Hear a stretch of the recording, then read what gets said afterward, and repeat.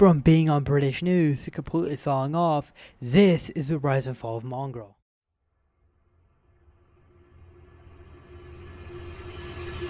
Mongraal was once the face of competitive Fortnite. From dominating scrims to being featured on national television, Kyle Mongraal Jackson looked destined to become one of the greatest Fortnite players ever.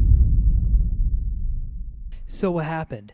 To understand Mongraal's fall off, first we need to understand just how massive he was. Back in 2018, Mongraal exploded into the Fortnite scene at just 13 years old. His mechanics were years ahead of everyone else. His insane editing speed, aggressive playstyle, and hilarious rage moments that quickly made him one of the most entertaining people to watch at that time.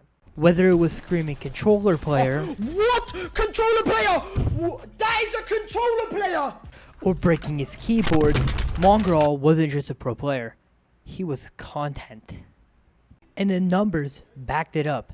Millions of YouTube subscribers, millions of Twitch followers, hundreds of millions of views. He became so famous that he was even featured on British television news broadcasts, BBC, discussing the rise of Fortnite in esports. One of the biggest highlights of his competitive career came in Chapter 2 Season 4 when he won FNCS Europe along Mitro and Tyson, earning one of the biggest achievements of his career.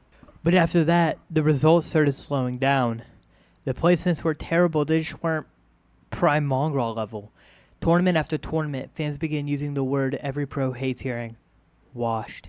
Whether that was fair or not, the reality showed.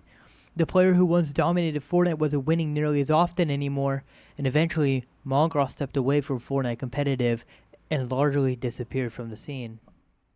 But when Fortnite OG released, suddenly nostalgia brought millions of players back to the game, and Mongraal shockingly returned too.